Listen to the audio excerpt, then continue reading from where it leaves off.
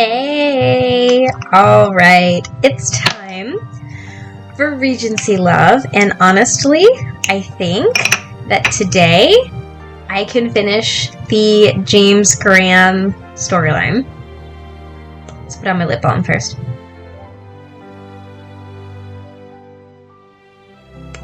I'm ready. Alright, let's go. Wait. Mr. Slap. Alright, let's go. Dropping everything. Close. I should have done this before I started recording. Alright, let's do this. Let's go. Okay. Alright, so I am renowned hair flip in everything. My character traits are wonderful. Man, I'm doing good in this game. Oops, not the main menu. Okay, so let's see.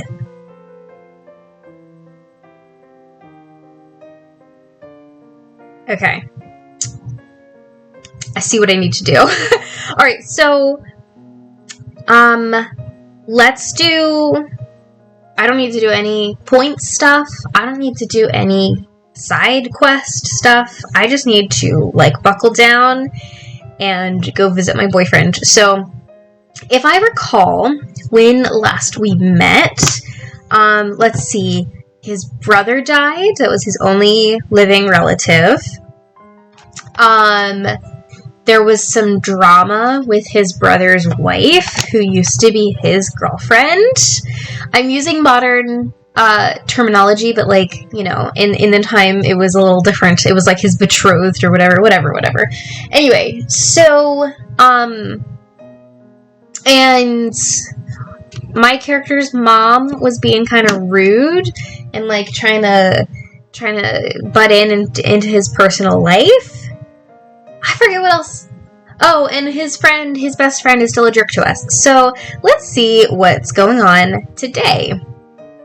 A day at Birkenbridge. Colonel Watson has invited you and Mama to join him and his friends for a day at Birkenbridge. Sounds lovely. Colonel Watson has invited you and Mama to Birkenbridge for a leisurely afternoon that will eventually lead to dinner. Wow, that sounds great. Soon after you have arrived, Mr. Graham, Lord Sutton, and some of their friends express a wish to take a turn about the nearby woods in which the Colonel sometimes hunts. Mama is not keen on the idea, but she allows you to take a stroll, with the strict provision that you and the gentleman will return in plenty of time for dinner. The Colonel decides to remain with Mama instead of joining you. Of course he does, because they're in love. You and the gentleman set out for your walk, which takes you through a wild piece of forestry that has been well maintained by the Colonel's groundskeeper. Mr. Graham remains attentive to you throughout, pointing out little facts about certain landmarks. He is particularly nostalgic when you reach a small clearing, during which he relays to you the tale behind his first successful hunt, a small deer, not particularly impressive, but a victory nonetheless. As you continue to walk, the sun's rays grow stronger and brighter. You are not accustomed to such conditions, and begin to tire rather quickly. The rest of your party, however, seem to be coping perfectly well. You lament a little for being the only lady there, mostly surrounded by soldiers who have a much better constitution. Knowing you cannot keep up with your company, you inform Mr. Graham that you will return to the house early and have some time to rest before the evening's gatherings. Mr. Graham offers to accompany you, but you insist he enjoy the rest of his day with his friends.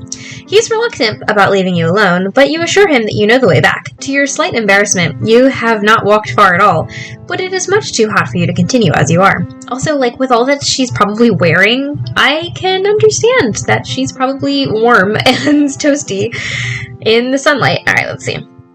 After giving your final reassurances, he and the rest of the gentlemen carry on as planned, while you make your way back to Birkenbridge. You soon notice that the return journey contains a slight downward incline, which is much easier to manage. The trail itself is also easy to follow, and soon you see the manor looming into view. The sun is exuding a lovely warmth that is less harsh now that you are not engaged in some strenuous activity, and much of the afternoon still remains. You spot a bench situated under a tree, which provides you with the shade that is perfect for the day. Instead of returning to the house immediately, you decide to take a seat and enjoy the solitude. In the soft, gentle afternoon, you hear the sounds of nature settling around you. The leaves rustle quietly in the slight breeze, and the birds sing their merry songs. The bountiful nature surrounding you is currently free of mankind, save yourself. You cherish this moment and allow the world around you to pass you by.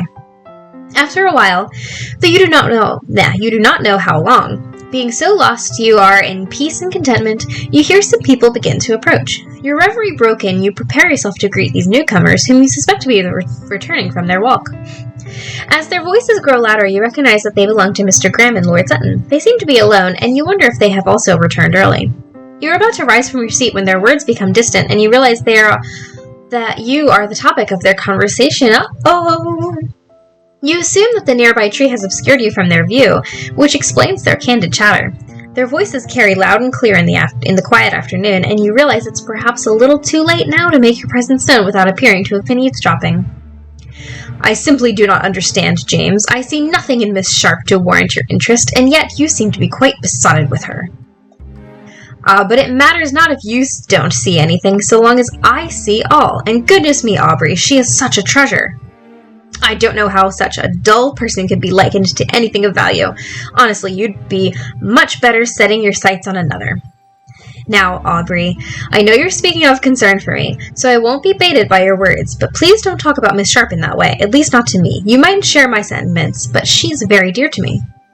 That much is clear, but what I'm trying to understand is precisely why you find her so appealing. You know, I'm baffled that you could turn down Amelia Thorpe, who would have been quite a suitable match, and then be so fond of this country girl. It defies comprehension. Golly, you're starting to sound like my parents. You know very well why I couldn't marry Amelia. I know she seemed sweet and demure, but she was always polite in your company, but believe me, something about her had changed for the worse. I know you don't see it quite the same way.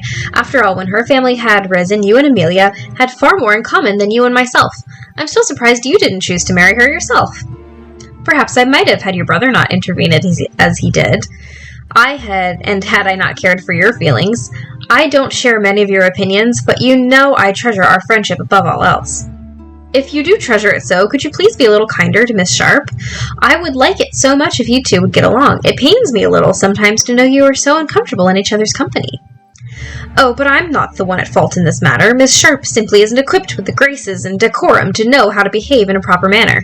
I have simply adhered to what etiquette dictates. Oh, Aubrey, but I hardly behave properly around you. Will you be instructing me on proper etiquette anytime soon? Perhaps next week when we go on our hunting trip. Yes, but you and I are different. We've seen each other's backsides when comparing who received the worst lashing after a splendid morning in the mud. There's hardly a place for etiquette after such a bond has been created. Dear Lord, I hope you won't need to share your same experience with Miss Sharp before you're able to accept her as she is. And what is she exactly? Do enlighten me, James, for I simply don't see it. She is someone with whom I can converse, and, more importantly, someone with whom I can spend a great deal of time without having to say anything at all. It matters not what we do in each other's company. So long as she is there, I feel very much alive and also very much at ease. I think we understand each other quite well, and we can alternate from playful to serious within the span of a single conversation. You've brought up Amelia, and I think she serves as a perfect comparison here. Amelia took it upon herself to learn all the proper rules of etiquette once the Thorpes had acquired their wealth, but her manner had always been stilted and unnatural. She was always well behaved, but as the years passed, the sincerity I so admired when we were children simply faded away. And if I'm coming across as unnecessarily harsh, perhaps it's because I was once so fond of her, and found her transformation doubly difficult. In those last months, I could only make her happy by doing exactly what she wanted, exactly when she wanted. Anything less, and she made it clear that I had greatly disappointed her. But Miss Sharp, dear Miss Sharp, is the exact opposite of Amelia. Miss Sharp takes pleasure in small things. In imperfect things. She hasn't smothered her true nature, and has remained her own person despite all that happens around her. Perhaps she is not the most well-educated or most fashionable lady in my acquaintance, and she certainly isn't the wealthiest, but she is the truest to her nature, and she brings out the truest in mine. And that, my good Aubrey, is precisely why I will continue to think well of her, and be fond of her company. I don't expect you to understand, but I do hope you'll respect my feelings. Well, I suppose that's reason enough. You know I don't like this attachment you've formed, but I will respect it nonetheless. Oh, if you could only see the petulant look you're wearing. It's almost as if we were children again, and you were denied your favorite cake. And they walk away. Oh, that's cute. Mr. Graham. But you needn't be worried, Aubrey. You know our friendship means the world to me, and it shan't be affected by anyone else, not even Miss Sharp. But you don't realize it's already been affected. Oh, such talk is so very pointless. We are almost at Birkenbridge. I wonder if the Colonel and Mrs. Sharp have enjoyed their time alone. I do hope you're jesting, for I don't want to think about what you're insinuating. I am insinuating nothing. I shall allow the Colonel and Mrs. Sharp to do all the insinuating for themselves. They walk on and enter the house, leaving you to your thoughts. You suppose you should wait a little longer before returning to the house also, lest Mr. Graham and Lord Sutton suspect you had overheard them. Wow, that was some tea. After dinner has been served, you all retire to the drawing room together. The men seem to be quieter than usual, perhaps due to having exerted themselves a fair deal on their walk. Meanwhile, Colonel Watson and Mama seem to be engaged in another lively conversation. You wonder how they can still have so much to say with each other after having spent so much time in each other's company today. Mr. Graham and his military friends are discussing something about the French, and you hear snippets of what they are saying. Mr. Hammond seems to be a little more forgiving of their situation, but Mr. Graham is a little angered by Napoleon's tactics. You feel Lord Sutton's attention is on you, and after a while you realize it is no longer possible to continue ignoring his presence without appearing overtly rude. You turn to Lord Sutton and are about to say something to him when he suddenly looks away and walks to the other end of the room. He is wearing a rather strange expression, and you wonder if something is wrong. You consider approaching him, but his behavior makes it clear that he does not wish to be disturbed by you. Before you allow yourself to become offended by his obvious slighting, you realize with a start that although Lord Sutton has not said a kind word to you all evening, he has also not said an unkind word. You sit back in your seat and cannot help but smile to yourself a little. Perhaps you and Lord Sutton will never become friends, but you cannot doubt the true friendship that he shares with Mr. Graham. For now, that is more than enough. Okay. That was quite a lot.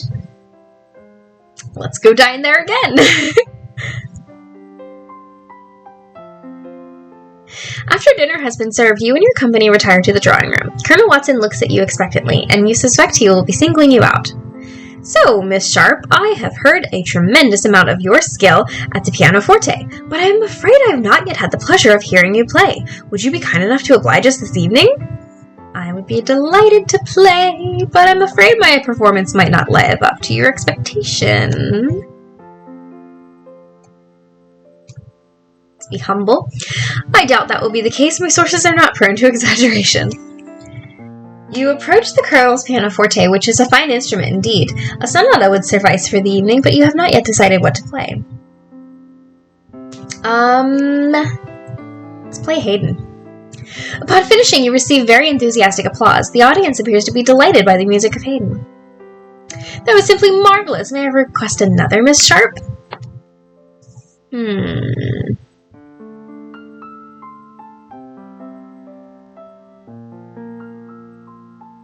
Let's see if Mr. Graham wants to sing with us. Yes, the song would be... Wait, I didn't even read the thing. Perhaps we could have a song instead. If Mr. Graham is willing, I would be delighted if we could sing together. Yes, the song would be lovely. What say you, Mr. Graham? Oh, yes, what fun that would be. Miss Sharp, I hope you don't mind if we do a simple folk song. The Cuckoo, perhaps? That is an excellent choice, Mr. Graham. Mr. Graham's light tenor is perfectly suited to the song. When you are finished, the room seems to be in rather cheery spirits. Look at him! He's so cute. You glance up at Mr. Graham and see the mirth in his eyes. And that's all. That ended so abruptly. It was like, look, you guys are looking at each other in love. Now you're home. Alright. Colonel Watson has invited us over again. This man is really helping put us together. You sit beside Mr. Graham on an outdoor recliner in the Birkenbridge Gardens and admire the beauty of the scene before you. Some of Colonel Watson's other guests are playing a game of crochet. I think they meant croquet. While a few others are also sipping a cool drink and taking in the view. Miss Sharp, do you know that the good Colonel tends to many of these flowers himself when he's not on duty or buried in his study? You can find him in the gardens wearing a pair of sturdy gloves. Is that so? I did not imagine the Colonel would have the time to maintain such a vast collection. I wasn't aware of that, but now I can picture Colonel Watson merrily working away in the garden. He seems to have the patience and disposition for it. I have oftentimes heard him whistle a jaunty tune while pruning some roses. Personally, the thought of trying to grow things in soil frightens me. I wouldn't know the first thing to do, and it is quite likely that I'd do the plants more harm than good.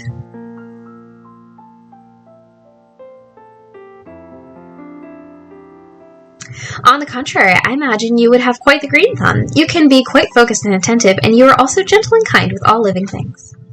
He's blushing.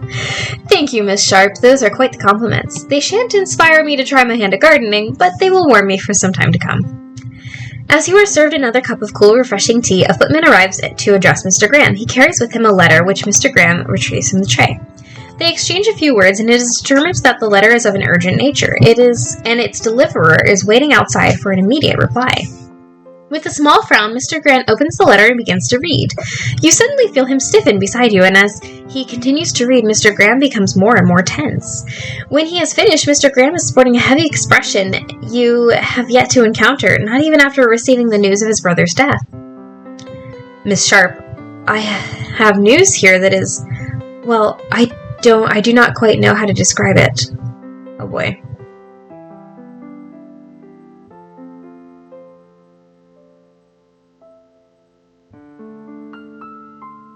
What should I say?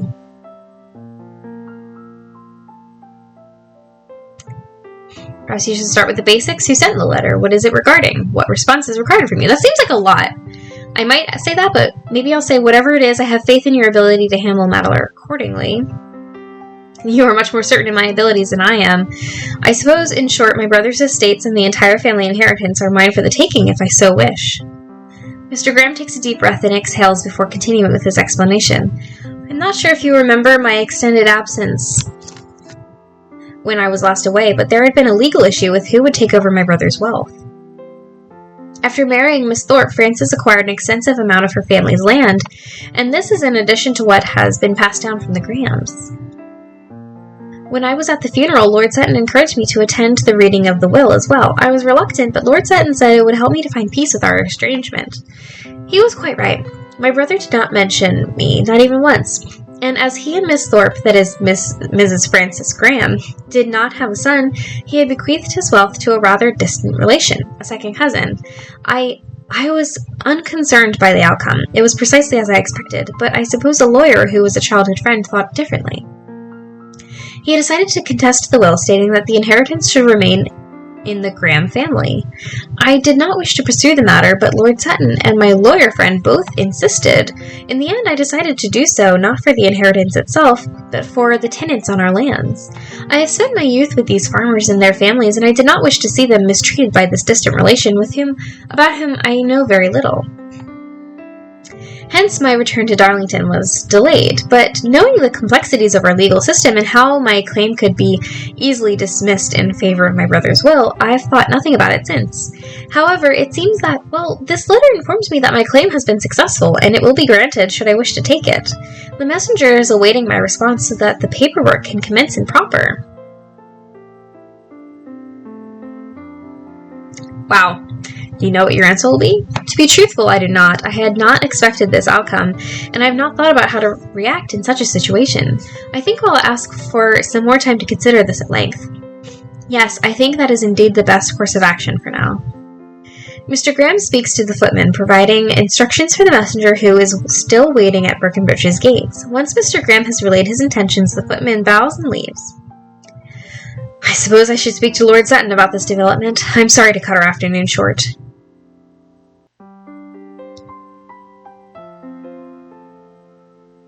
I wish I could do more to assist you. You will let me know if I can help in any way, won't you? You have provided me with more comfort than you know. Miss Sharp, it is not that I am fiercely protective of my privacy, but there are certain factors that need to be taken into consideration here. Before I make my decision, could you please keep your knowledge of this to yourself?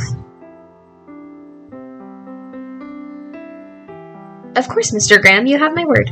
Thank you. Without another word, Mr. Graham leaves you and makes his apology to Colonel Watson. Soon he has left Birkenbridge, and you suspect he is riding as quickly as he can to seek Lord Sutton's counsel. A quiet evening at home with Mama. You are enjoying a quiet evening in the drawing room after dinner. Mama is sitting in her favorite chair, altering one of her dresses. Elizabeth, you have been rather quiet lately. Is there anything you wish to share with me?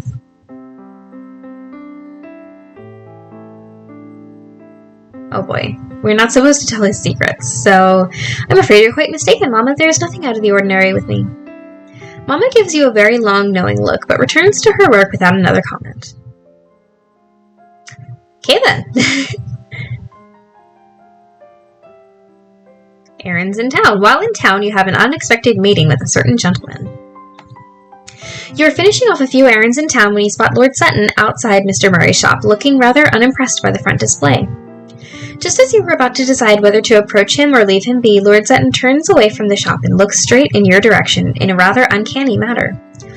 Although he is just as surprised to see you, Lord Sutton quickly hides his reaction behind his usual mixture of displeasure and smugness. Miss Sharp? Lord Sutton? Well, I am required elsewhere. Good day. Of course, I hope you have a lovely day, Lord Sutton.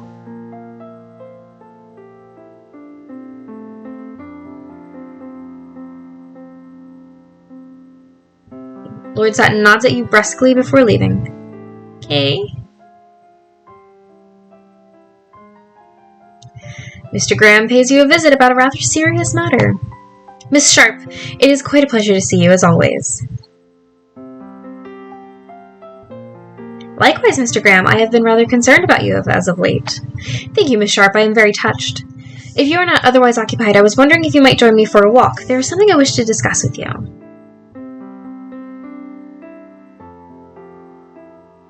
I would be delighted to accompany you and perhaps provide some insight if I have any to offer.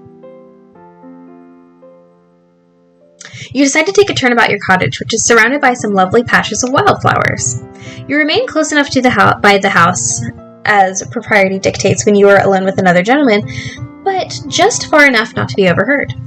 I shall speak plainly. I have been at a loss about how to respond to the lawyer's letter. I know that some of the inheritance rightly belongs to me, but the large majority of it does not.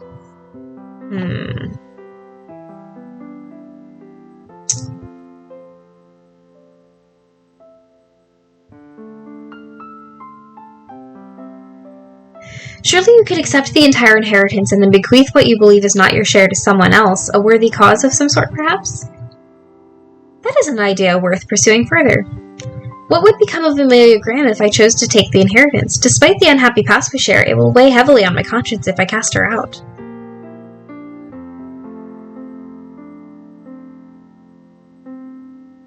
That's a good point. And what would become of her if your distant cousin is given the inheritance instead? She might be left destitute, or worse. You would at least be able to see to her well-being. I suppose you are right in that regard. I am also undecided because I do not wish to leave the army. You may think it is too silly and sentimental, but I have made some good friends and formed some strong bonds I do not wish to forsake. And there's also the matter of Colonel Watson. I have been so fortunate to serve under him for the past few years.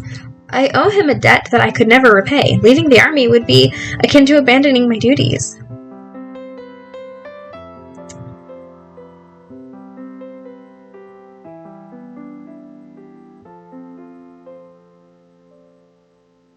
I'm sure you could repay your debt in other ways, especially if you decide to take the inheritance. For one, you could certainly provide some financial support to the regiment.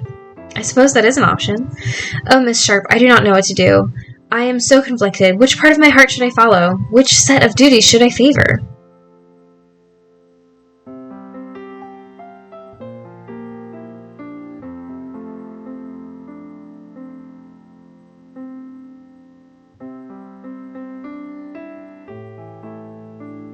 I do wish I could advise you, but I'm afraid this is a matter you must decide for yourself. But what would you do, were you in my situation, if you have these considerations that I have? I know it seems a little far-fetched, but I do wish to know what you would choose.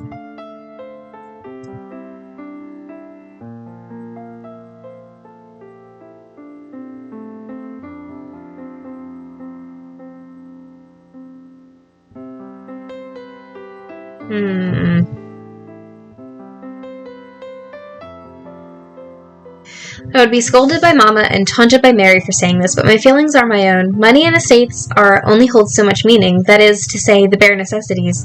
Happiness, on the other hand, is determined by doing what I love. I see. Thank you for sharing your thoughts with me, Miss Sharp.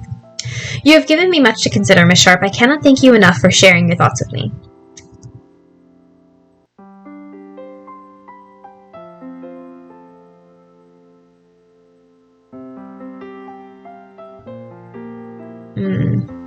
I only wish I could do more to assist you. I hope you know that you are welcome to speak with me any time about this or any other matter. Thank you, Miss Sharp. You are much too generous. Shall we head back to your house then, Miss Sharp? I think I see your mother observing us through the window. It must be so wonderful to have someone care so much about you.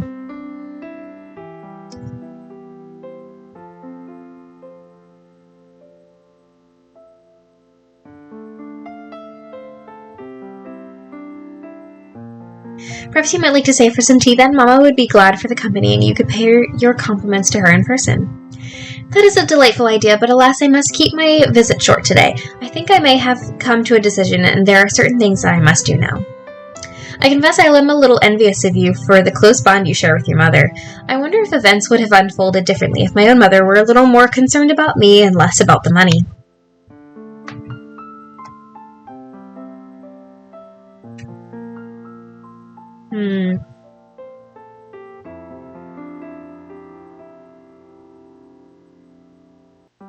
If you were to take Mama's insistence about my securing a stable marriage at face value, then she is perhaps exactly like your mother, but deep down I do think Mama is simply afraid that I will live an unhappy and destitute life. And that is fundamentally what makes a difference.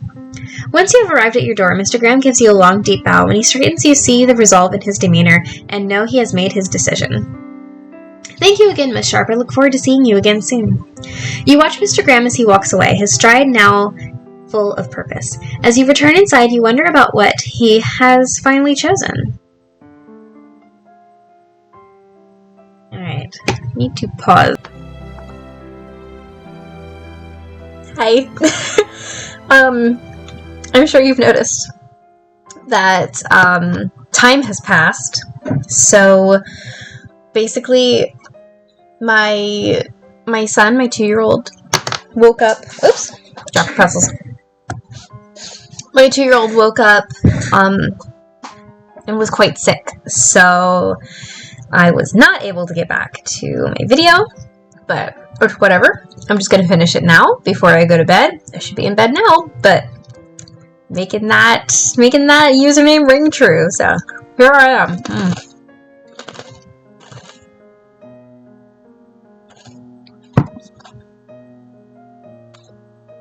Oh no. Oh, let's get the talk with Mama over with first. Mama has something important she wishes to say. You are tending to the vegetables in your small backyard when Mama joins you. She wordlessly picks up a pair of shears and starts trimming some of the plants.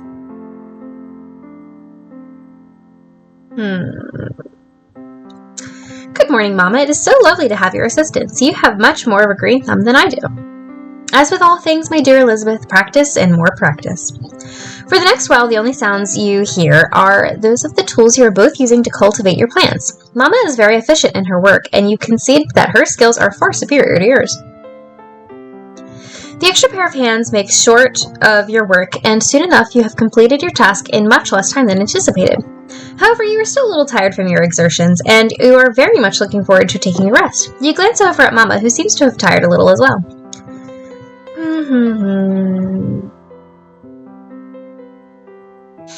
Thank you for your assistance, dear Mama. You have been such a tremendous help, and I'm sure these vegetables will taste better than they have in a while. Let's go back inside and have some tea. There's something I wish to discuss with you. You go back inside the house and ring for Bessie to bring some refreshments. Not too fancy, of course, as you are not currently entertaining guests. Once the tea and some rather lackluster scones have arrived, Mama does not hesitate in starting on her food. She seems to have worked up quite an appetite. Me too.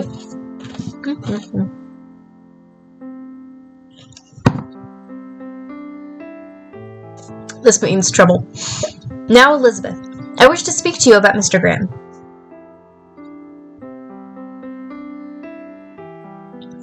Yes, Mama, is anything bothering you? It is to my understanding that Mr. Graham is currently not in Darlington, as he has been called away to attend some urgent business.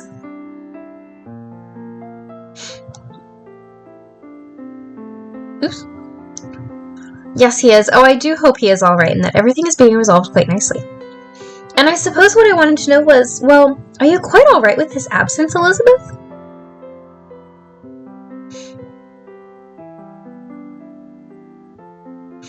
I hadn't thought you cared much for Mr. Graham. Mr. Graham himself isn't entirely relevant. My dear Elizabeth, you forget that I care for you, first and foremost. You are my daughter, and I know you more than you sometimes give me credit. I know you can be rash and driven by feeling, the pitfalls of youth, I suppose, but making decisions on that basis is not always the most sensible. I think you're aware that you must secure a decent husband if you wish to avoid poverty and decline. Ugh, this again. Sorry. We don't know for how much longer your brother will allow us to use of this cottage. Wow, I don't remember. That's right, the brother.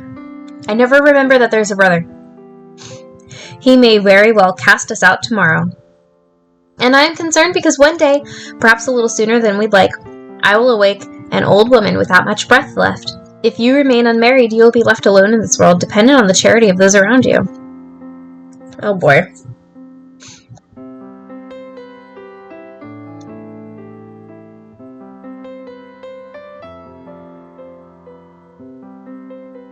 Perhaps you do not know your son that well then. I doubt Christopher would ever cast out his only sister.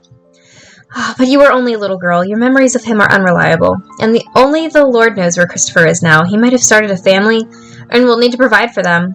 Which is why I will ask you plainly. Do you have designs on Mr. Graham? Ooh. Here comes some tea. How do we tell her we're absolutely smitten with him?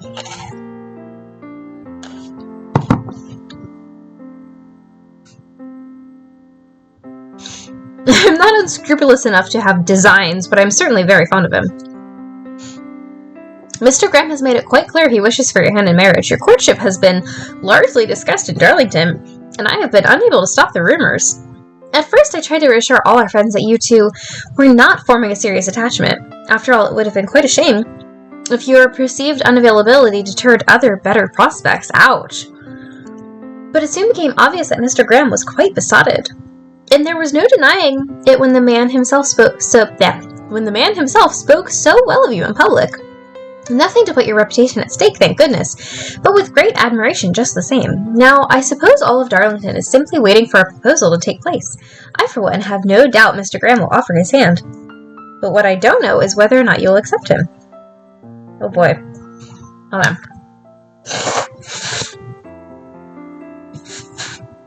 Sorry, I'm a mess.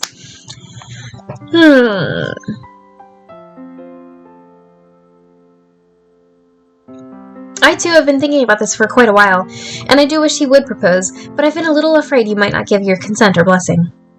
I can assure you that if Mr. Graham were to approach me prior to proposing, then I would happily give him both. I confess I was a little horrified at first to learn of his interest in you, a lowly soldier with no prospects, who oftentimes behaved more like a boy than a grown man. But I have since come to realize my mistake. Mr. Graham cares very much for you, and I'm quite certain he will treat you very well. He will do his best to fulfill your every wish, and that is a rare quality indeed. Undoubtedly, it will be difficult at first to be married to a military man, but he will ascend the ranks, and you will one day live quite comfortably, just like Colonel Watson does now.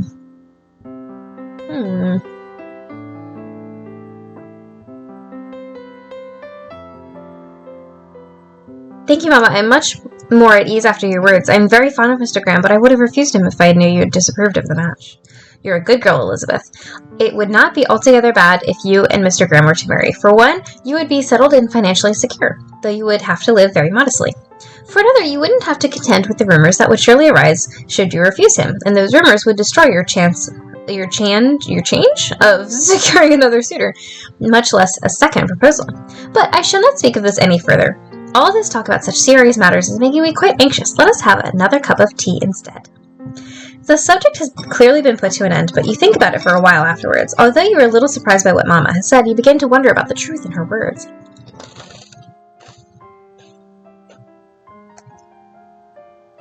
A visitor. You receive a visit from Mr. Graham, who has returned to Darlington after a rather long journey. There he is. Miss Sharp, I hope I'm not interrupting you this afternoon, but I've just returned to Darlington and wish to speak with you.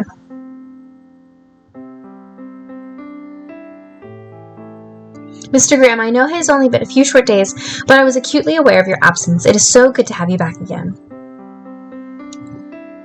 I share your sentiments, Miss Sharp. The past few days have felt much longer than they are. Could we perhaps take a turn about the nearby woods?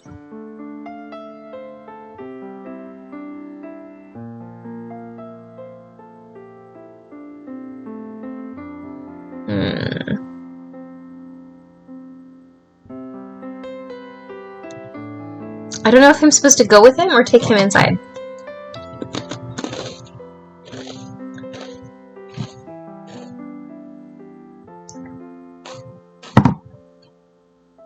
Let's maybe do this one and see if it's a mistake. You seem to be rather tired from your travels. Would you like to sit for a cup of tea and some cake instead? Mama is at the Earlwood, so we should not be disturbed. Oh, that is an excellent idea. Indeed. Yes, thank you for your hospitality. Once you're seated and tea has been served along with some cakes, which are fortunately rather decent looking today, Mr. Graham takes a moment to enjoy the refreshments. Ah, Miss Sharp, this is positively delightful. I don't suppose it can get much better than having a perfect cup of tea and a slice of delicious cake while having you for company.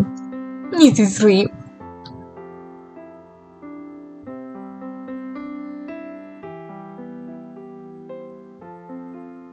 That's a kind of a saucy thing to say. Well, I shall take that up as a challenge to think of mutual activities that might be even more enjoyable, Mr. Graham. That is saucy. Let's say it. Oh my goodness. Just smile and sip our tea. Your eyes are interlocked for the next few moments, and something intangible passes between you, warmer than your tea and sweeter than your cake. That's much more Regency PG.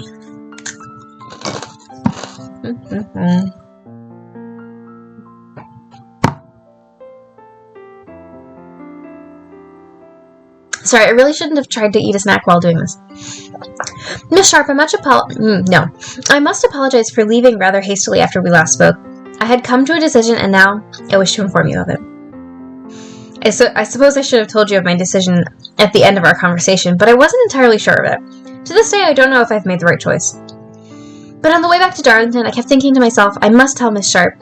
She has been such a great influence and a dear person in my life. I cannot keep her in the dark longer than necessary. Oh, Mr. Graham, it means so much to me that you think so highly of me. I am both honored and humbled. But of course, there is no other way to regard you, Miss Sharp. After deliberating on what you said, and taking into account the advice of from Lord Sutton and Colonel Watson too, I suppose I knew the right thing to do was to decline the inheritance. I am too inexperienced and ill-equipped to take on the responsibility of managing an estate. I understand that in naming our distant cousin as his heir, my brother was not using it as a slight against me to ensure a smooth transition. Very interesting. There are too many people whose livelihood would depend on the lord of the manor, and I simply do not think I have the capacity for it. I am much better off remaining in the army, where I have received the necessary training, and I am comfortable with my duties. As for Amelia, I have spent the last few days in discussion with my lawyer, my cousin, and his lawyer, to ensure that she will be housed in a nearby cottage and receive a considerable income for as long as she lives. It is nowhere near as grand as what she would like, but is infinitely better than being cast out into the streets. In this, my conscience is now clear, and I am free to pursue what I wish in life. Good for him! After a slight pause and shifting uncomfortably in his seat, I suppose that is all there is to it.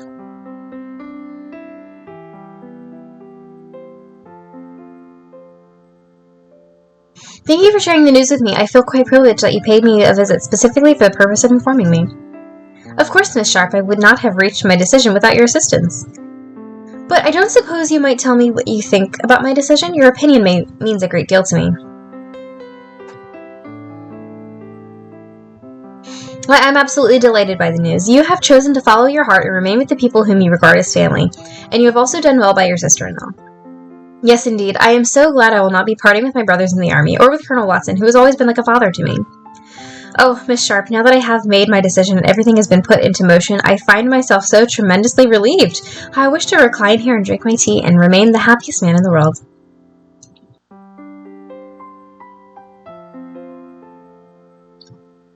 You're welcome to stay for as long as you wish, Mr. Graham. It pleases me to see you in such wonderful spirits.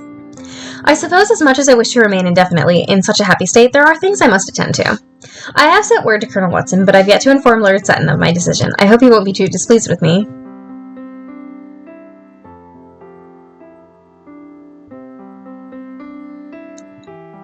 I'm sure he will be very happy on your behalf, Mr. Graham.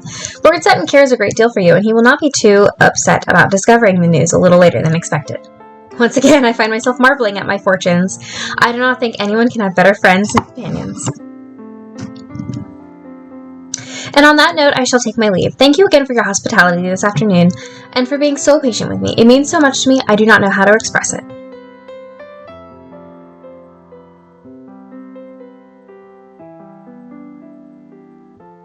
You need not try, Mr. Graham, for I feel the same way about your high regard. I cannot imagine why you would make me your closest confidant, but it means the world to me.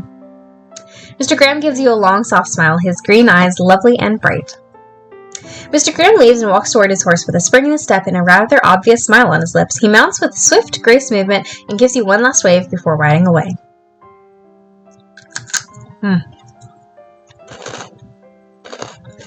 I love this guy.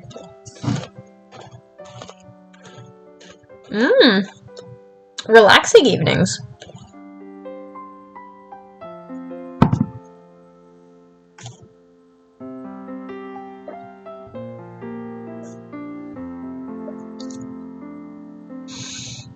Okay, I'm ready. After dinner has been served, you all retire to the drawing room where Mr. Graham and some of the men engage in a game of cards. Seeing you are otherwise unoccupied, Colonel Watson excuses himself from his conversation with Mama to speak with you instead. Miss Sharp, it is always such a pleasure to have you at dinner. I hope the fare was to your liking this evening.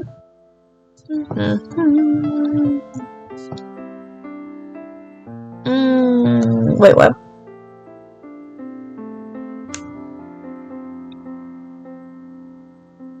Dear Colonel, I have dined here far too many times for us to be so reservedly polite with each other. The food was excellent as usual, but the company much better. I suppose you're right there. You are certainly a perceptive and intelligent young lady. Your mother has raised you well. Please forgive me if I am being a little presumptuous, but knowing that Mr. Graham keeps you in close confidence, might I be correct in thinking he has shared his news with you?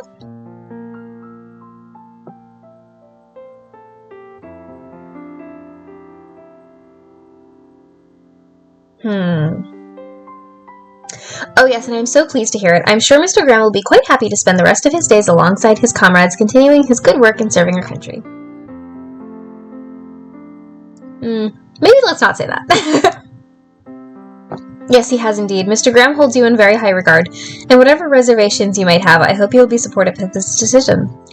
Dear child, it has never occurred to me to force upon him responsibilities he's unwilling to take. He will always have a home with the regiment wherever he might be located. Wherever we might be located. I am pleased Mr. Graham has chosen to remain with us, but I do hope he won't come to regret the decision. It is not for everyone to live such a nomadic and unpredictable life.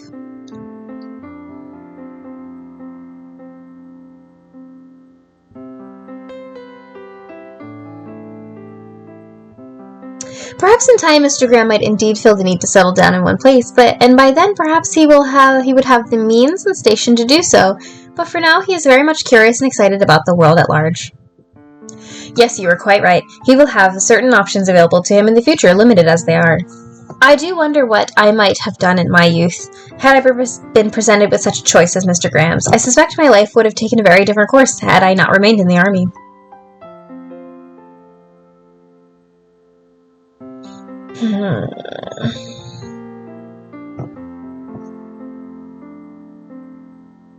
Wow, that seems kind of presumptuous to ask this man this, because he's so, high-ranking. Let's see what happens. Perhaps you should think instead about the future decisions you must make, instead of dwelling on the past. Do you still wish to remain in the army indefinitely? I confess I know not, Miss Sharp. Much has changed since I first began as a second lieutenant, and now there is much to consider. Oh dear, I have become rather morose. I suppose I'm beginning to reach a certain age where it is rather easy to slip into a type of despondency and despair. Jeez. I'm not going to say that one. Well, I suppose you and Mama are well matched in that regard, then. I suppose you have a point there. Alas, I see your Mama has something she wants to share with me. She is quite an energetic woman, as I'm sure you know. I hope you will excuse me, Miss Sharp.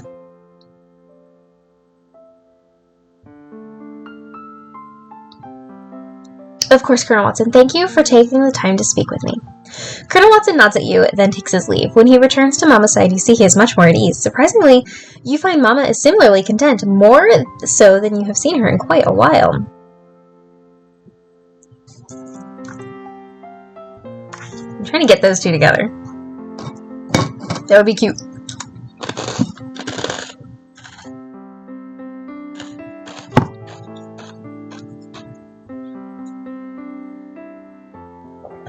After some of the gentlemen has finished their round of cards, Mr. Graham decides to continue playing, but this time with a new group. He has managed to enlist Lord Sutton and Mr. Hammond, and has now turned his attention to you. Miss Sharp, if you are not otherwise occupied, would you please indulge us by joining the game?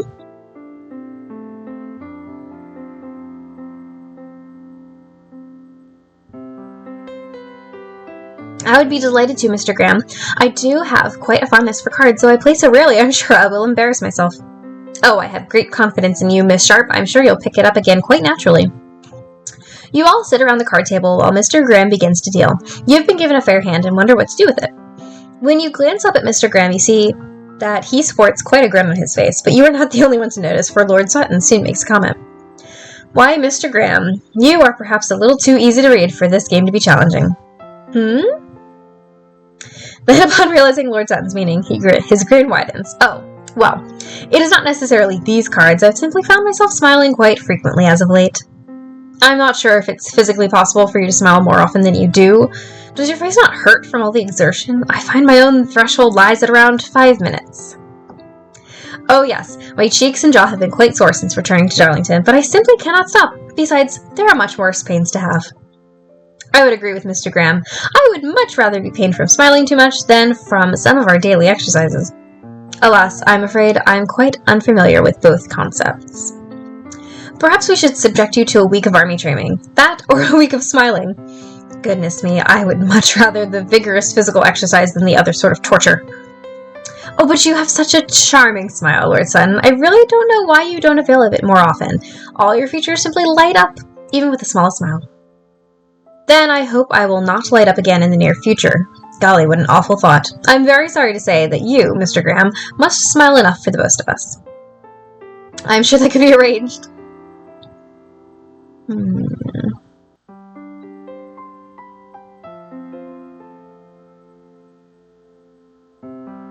You have praised Lord Sutton's smile, Mr. Graham, but you forget that your own is equally as charming. There is nothing quite like being greeted by one of your sincere grins. Miss Sharp, you are far too kind. And what of my smile, Miss Sharp? Do you have any thoughts on it?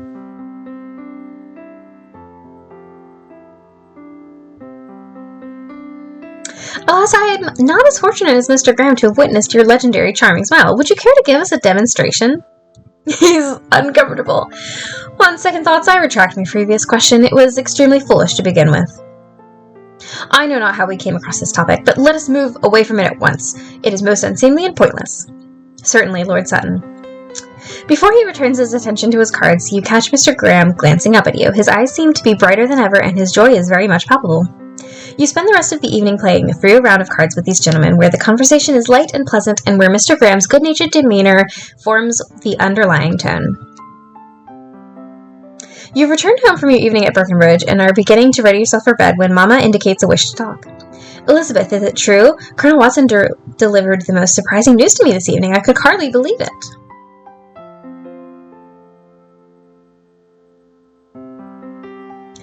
Yes, it is true, though I don't think the notion is quite as implausible as it seems. Mr. Graham's fondness for the army is no secret. But Elizabeth, what a great shame. Oops, my bad. What a great shame. How could a man with little means turn down such a large inheritance, one that is rightly his?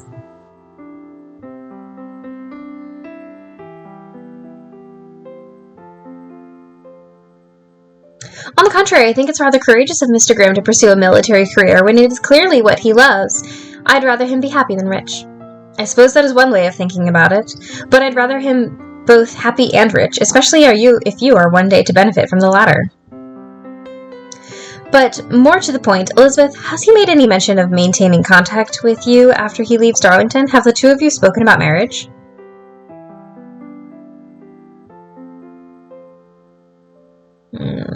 I do believe that if Mr. Graham were to propose marriage, then he would do the proper thing and ask for your permission first, in which case you will find out before me. You were quite right there, Elizabeth. Yes, Mr. Graham would undoubtedly speak to me first, though I always feel he's a little uneasy around me, which is quite endearing. Oh, I hope we won't have to wait much longer for a proposal, Elizabeth. Mr. Graham might not have the means to comfortably support a family, but his urgency will stem from needing to leave this town soon.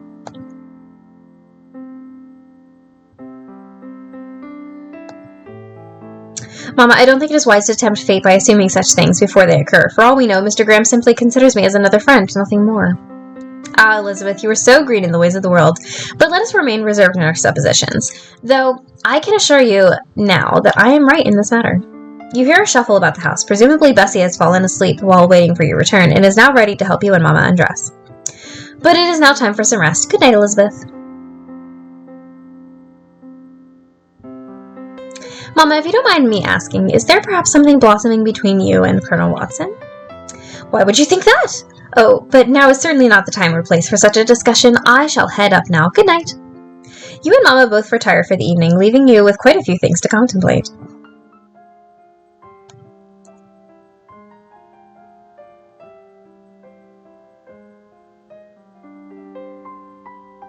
You finish with your errands, decide to visit Chapel's Lending Library. Darlington seems a little quieter. Oh, okay. You wonder how many of these people have spoken about you and Mr. Graham in their drawing rooms and on their walks.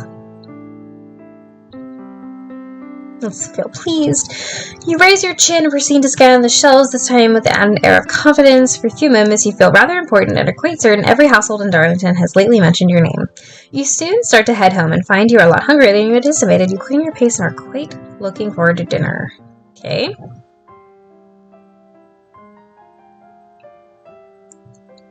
You have an unexpected encounter with Mr. Graham. You're walking into town to run a few errands when you encounter Mr. Graham, who seems to have been heading in the opposite direction. He is a little taken aback at seeing you, but greets you with a smile nonetheless. Miss Sharp, what a surprise! Mr. Graham, are you quite all right? You do not seem quite yourself today. Ever so perceptive, Miss Sharp. I don't suppose anything escapes your notice. And how are you doing today, Miss Sharp? Might I accompany you into town?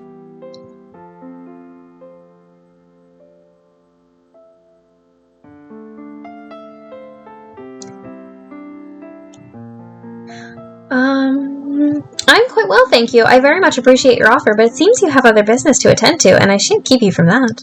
Ah, yes, well, I appreciate that. Thank you, Miss Sharp. Good day. Mr. Graham walks away, albeit reluctantly, and you feel you might have said or done something to have caused such a reaction, but there is not much else you can do right now, so you continue on your way into town. I feel like I know what he was doing. Spend some time with Mary and Phoebe. You, Mary, and Phoebe are spending a quiet afternoon together. Although you had initially planned to go for a walk, the sky looks rather foreboding, and you decide to remain indoors instead.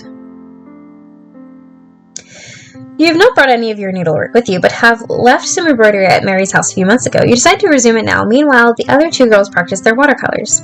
You have often partaken in activities that differ from the other girls, but for some unknown reason, you feel a little distanced from them this afternoon. When you glance up at Mary and Phoebe, you find them happily engaged in their chosen activity, different to yours, and the uneasiness in your stomach only grows. After half an hour of silence, the girls are starting to tire a little of their activities and begin to murmur to each other. You can hear most of what they're saying, but you are a little puzzled as to why they find the need to speak so. Mary, Phoebe, what are you discussing there? Oh, good, Elizabeth. We were hoping to include you in our conversation, but didn't want to interrupt. Mama heard the news yesterday that the regiment will soon be leaving Darlington, taking Mr. Graham with them. We thought you might know if this is simply speculation or if there's truth to the rumors. You seem to be keeping such close confidence with the man himself.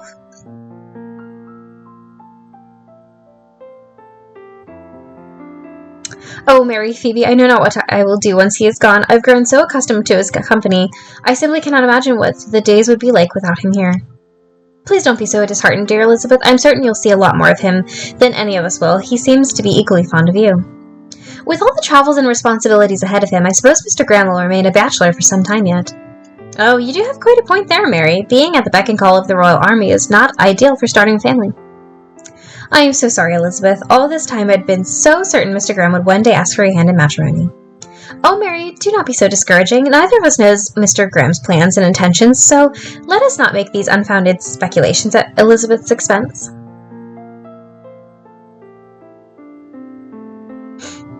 Please let us not speak any more of this. I'm finding Mr. Graham's leaving difficult enough. I do not wish to be reminded of how soon it will be. I am sorry, Elizabeth. We should have been more considerate of your feelings. Ah, Phoebe, you see how our Elizabeth has already become a bashful bride. At this precise moment, Lettuce barges into the drawing room, laughing and shrieking about being chased by imaginary beings. With an exasperated sigh, Mary has a stern talking to with Lettuce, who is suitably apologetic for interrupting, but clearly not remorseful enough to refrain from future reoccurrences.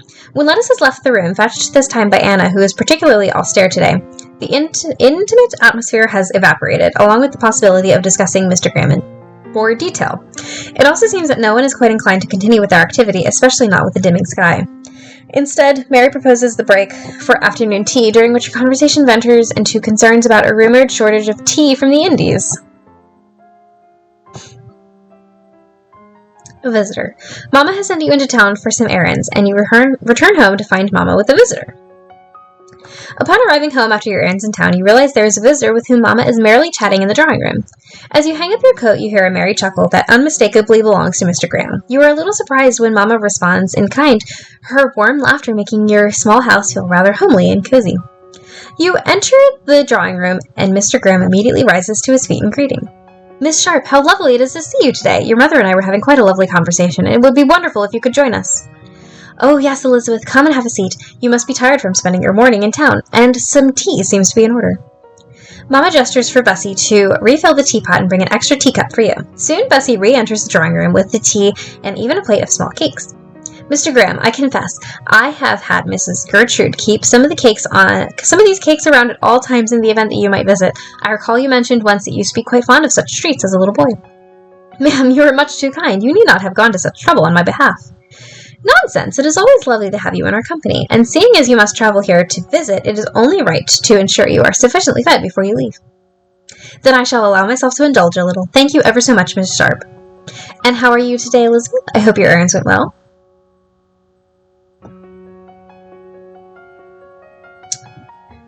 It seems Mr. Mortimer has been unable to source the exact shade of fuchsia you requested, so I'm afraid you must decide on a replacement. If I may interrupt, Miss Sharp, perhaps I could be of some assistance here. Lord Sutton has always held a keen interest in fashion, and I have visited quite a few haberdashers with him. One of them must be able to find your preferred shade, ma'am. Oh, that would be such a wonderful help, Mr. Graham, but I do not wish to inconvenience you. After all, the fabric is simply to adorn a silly old gown. I could very well do without. On the contrary, Mrs. Sharp, I don't believe any item of clothing is silly, especially when such care has been taken to create and embellish them with all manners of delicate things. Is the sound on? Just checking. Besides, I suspect I will need quite a few new items for my own wardrobe, and an additional inquiry would not be any trouble at all. What exactly is it that you require, Mrs. Sharp? If you so insist, then I shall take you up on your offer. I will write down the exact details, and if you would be kind enough to search for it on my behalf. Of course, I admit I am a little curious as to the changes you will be making on your present gown, and I am very much looking forward to seeing the final project. Oh, it is nothing spectacular, and I fear I have taken up enough of your time as it is. I am already most grateful, Mr. Graham. But I think I shall have to excuse myself for a moment. Mr. Graham, Elizabeth. Mrs. Gertrude has wanted to know my opinion about a few new dishes she has learned from Mrs. Earlwood's cook, and now that Elizabeth has returned, I will be able to speak to Mrs. Gertrude. I am so sorry to have kept you from that, Mrs. Sharp. I would not have bothered you if I had known you were otherwise required. Oh, you need not. No, you have no need to apologize, Mr. Graham.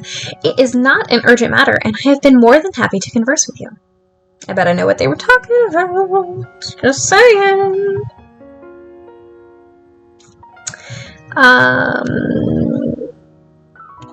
And with that, Mama leaves the room, closing the door behind her. In the ensuing silence, you can hear Mama's footsteps retreating into the kitchen, followed by some indistinct chatter. Meanwhile, you turn your attention back to Mr. Graham. He has taken his seat again, and is cradling his teacup with his hands as if to draw from it some warmth.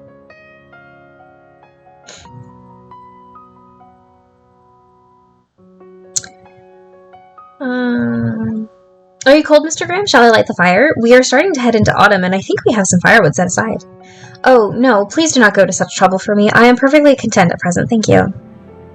Mr. Graham sips a little more on his tea. Although his demeanor appears to be perfectly unaffected, you notice his hands are a little unsteady as he places his cup onto the table. In a soft, intimate voice, Miss Sharp, dear Miss Sharp, I know my circumstances are not ideal, but I will not allow them to hold me back. With uncertain but deliberate movements, Mr. Graham closes the distance between you and lowers himself to one knee. Here we go! Didn't know if it was going to happen. Ever since we first met, you have been a constant sort of light, joy, and laughter in my life. Say you will marry me, Miss Sharp. Wow, that was really quick.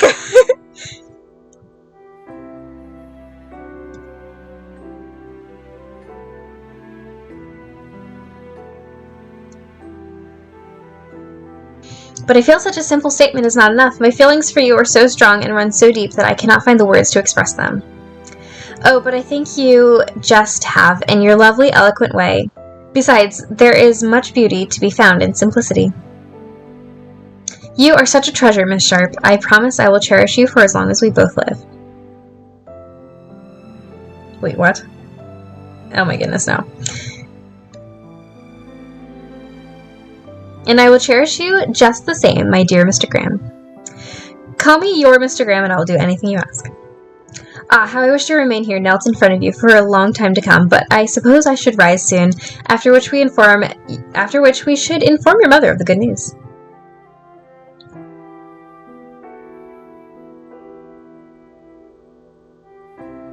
Might I take a chance to guess that you and Mama were not indulging in polite conversation earlier and that you were asking for her permission? I thought you might have noticed, dear Miss Sharp. Yes, I must admit to having written your mother earlier this week asking for a private audience with her, which is why she sent you into town this morning. Miss Sharp, if you please. Assuredly take his hand. At the touch of your fingers, Mr. Graham breaks into quite a large grin. In an impulsive movement, he raises your hand to his lips and places another kiss. You leave the drawing room together and soon find Mama just outside the kitchen. At the sight of you both, Mama lets loose a sound between a squeal of delight and a sigh of relief. Oh, I see you have accepted, Elizabeth. Oh my, this is such a happy day. It is indeed, Mrs. Sharp, though I suppose we have many more happy days that lie ahead. Oh, she's crying. Oh, Elizabeth, I have always been so concerned for you, but it seems there was no need. Thank you, Mr. Graham, for being so kind to my daughter. On the contrary, Mrs. Sharp, I am nothing but grateful to you and Miss Sharp for being so kind and accommodating to me for the last few months. I had not thought to find such wonderful friends, much less a lovely woman who would be my wife. I confess the road ahead will not be easy, but I will remain steadfast through the seasons and do my best to ensure Miss Sharp is comfortable and happy. Oh, Mr. Graham, you are truly a good man. Oh, I am much too happy for words. Take Mama's hand. Mama gives you a look of pride and approval, and her eyes become brighter with tears. With a slight hitch of emotion in his own voice, Miss Sharp, I hope you will not mind terribly if I take my leave. I wish to convey the joyful news to Colonel Watson. Why, yes, of course. Do go ahead, Mr. Graham. Please send him our best regards. I will, ma'am. Oh, he's so cute. Giving you a long, lingering look, Mr. Graham bows and takes his leave. When he has reached the threshold of the house, he turns back and gives you another look full of warmth, joy, and unmistakable love. Oh no, not this. This man. You are relaxing on your porch and taking in the rare spot of autumn sun when you see you have a visitor approaching your home. It is Lord Sutton, and he seems to be a little surprised when he sees you. However, he manages to compose himself and offers you a clipped greeting.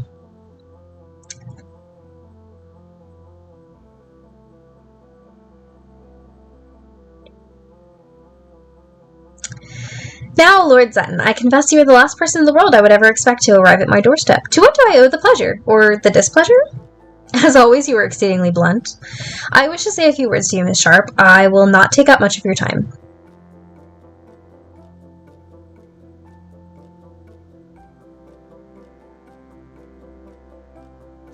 Lord Sutton, it is no secret that you have a low opinion of me, but I know we will be seeing a lot more of each other in the future. Could we not be civil to each other, if only for Mr. Graham's sake? Alas, the things we do for Mr. Graham's sake. Miss Sharp, I know not how else to say this, but I must express myself nonetheless. You will soon be the wife of my closest and dearest friend, and I cannot allow myself to continue with this facade. I harbor strong feelings for you, Miss Sharp. Feelings that are preposterous, inappropriate, and utterly unwelcome. You're telling me. But I cannot deny them any longer. I must inform you of this. I have deceived myself for long enough. Who do you think you are, sir? Lord Sutton begins to pace before you, clearly agitated. I do not wish to deceive Mr. Graham, but I have resolved not to tell him of my feelings. I will continue to suppress them for his sake. But I felt you deserve an explanation for the way I have treated you over the duration of our acquaintance. I will not apologize for my feelings or for my behavior, but I am sorry if you have been hurt in any way. I also hope you will understand if I do not wish to spend much time in your company, and I hope you will respect this and allow Mr. Graham and I to partake in activities without your presence. Lord Sutton paces a little more before coming to a sudden stop. That is all I have come to say. I suppose I will see you at your wedding, during which I will offer the appropriate congratulations. Good day, Miss Sharp.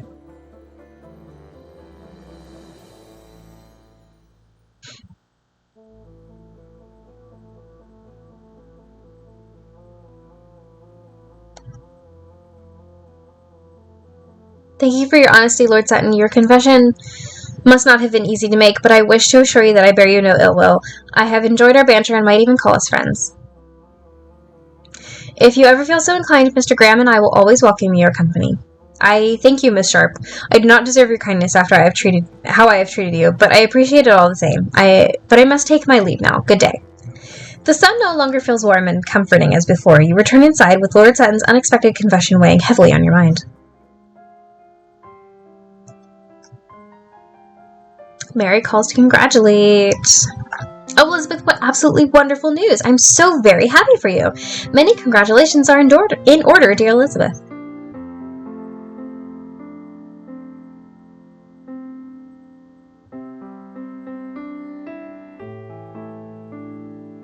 Thank you so much, Mary. I did not think I could ever be so happy, but here I am, feeling so light and joyful. That is so wonderful to hear.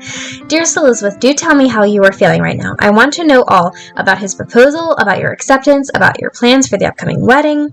Oh, and how did your mother take it? She seemed to be quite cheerful when she called on Mama yesterday afternoon, but knowing your Mama, I wasn't quite sure how much of it was sincere. Does she approve of Mr. Graham? Oh, I hope she doesn't have any objections. Or if she does, then hopefully they would be tempered by Mr. Graham's considerable fortune. Tell me all, dear Elizabeth.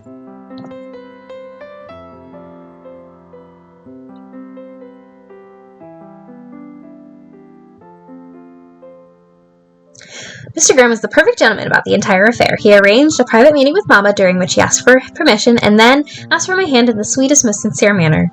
Goodness, I had not expected your Mama would take such a profound liking to Mr. Graham, although I have my suspicions. Perhaps a certain colonel in our acquaintance has rendered her a little more amenable. But regardless of that, it is so good to hear you are now engaged. Oh, Elizabeth, would you believe it if I told you I knew all along that you would end up with him?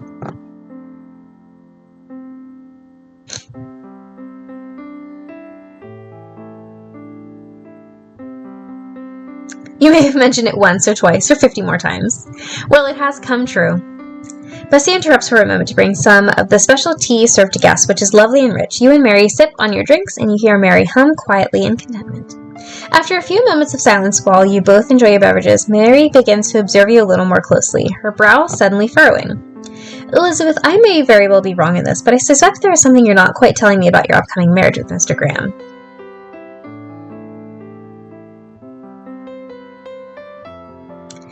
Mary, there's something that has been bothering me, but, well, I don't know if it's my place to tell.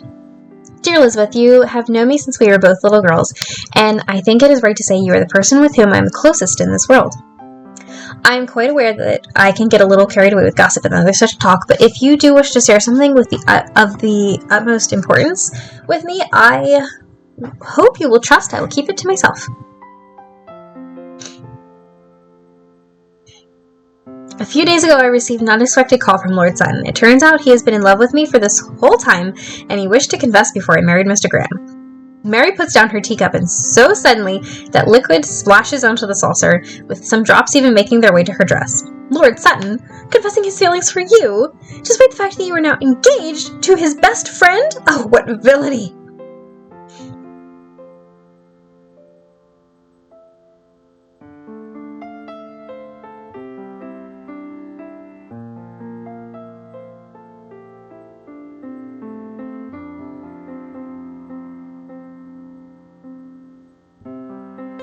My thoughts exactly. Oh, Mary, I cannot fathom having feelings for someone to whom you are engaged. Doing so and then confessing such feelings would be an unforgivable betrayal.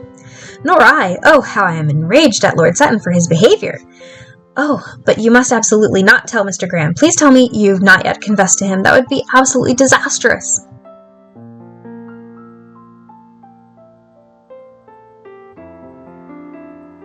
How can you be certain that would be the case? And isn't it simply wrong and untruthful to start out our marriage by keeping such an important secret from him? You are not being untruthful, Elizabeth. It is Lord Sutton who is responsible for this wrongdoing, but you simply must not tell Mr. Graham. Shaking her head, still in disbelief. I would not have imagined such a thing from Lord Sutton. Goodness me, Elizabeth, how you must have suffered from the knowledge. But rest assured, dear Elizabeth, my lips are entirely shut about this matter. I will do my best to remain pleasant in Lord Sutton's company, though I may be thinking some very unpleasant thoughts. Oh, I do hope this whole incident with Lord Sutton will not spoil your happiness, both present and future. When all is said and done, this is about you and Mr. Graham, and Lord Sutton has no place whatsoever in your future. Oh, and before I forget, I have been instructed by Mama and Papa to inquire about Mr. Graham's tastes and preferences. Before you two are married, they wish to give both you and Mr. Graham a separate engagement gift, but are at a loss with what Mr. Graham might like.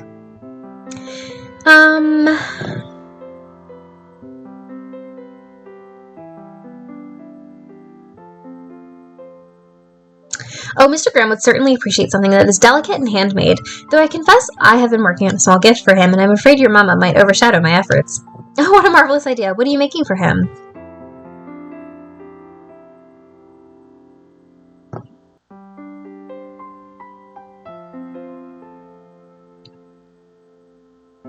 That's cool. I'm actually working together with Colonel Watson on this. He has provided me Mr. Graham's ceremonial livery, and I'm embroidering some designs on the inner panels. That sounds like something Mr. Graham would love, and it is so good of the Colonel to provide his assistance.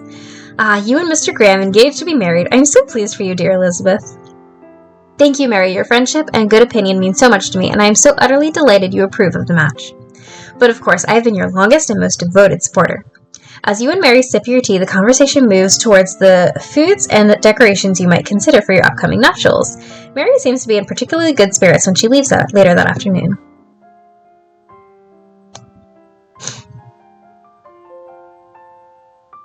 Mr. Graham has come to call on you. For a moment before entering the threshold of your house, he seems a little uncertain, but his hesitation soon passes, and Mr. Graham is all smiles once again.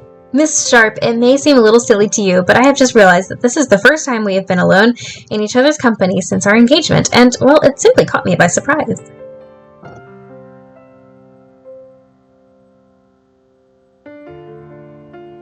Oh yes, it is definitely a little silly, but also very much understandable. I confess I am experiencing something rather similar. Then let us both be silly together, and happily so. Once you have both been seated in the drawing room, Mr. Graham starts to fidget with a small package he's carrying. Mr. Graham, what exactly is that object with which you're playing? I have a little something for you. It isn't much, but I do hope you will like it nonetheless. Mr. Graham solemnly hands over a medium-sized box garnished with a pretty ribbon. Oh, that's beautiful. You open it to find a small bunch of wildflowers tied together at the stem with another pretty ribbon. Upon closer inspection, you see some unfamiliar flowers that cannot be found in Darlington, but grow in the nearby counties. You open it to find a small bunch of wildflowers. Oh, that's the same thing.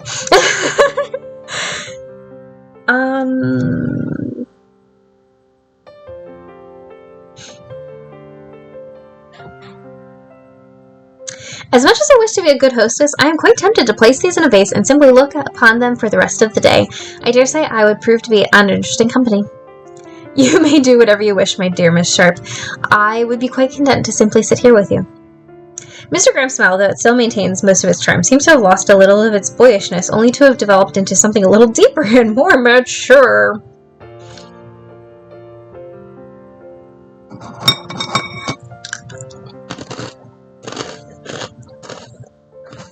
Pretzel break.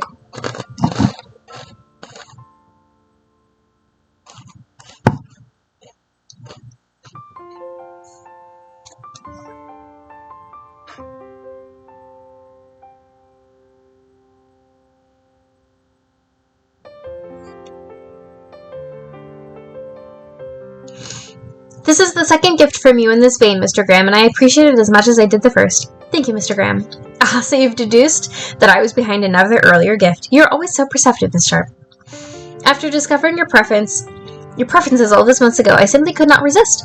And now I am very fortunate in that I no longer need to refrain from expressing my affection. Affection.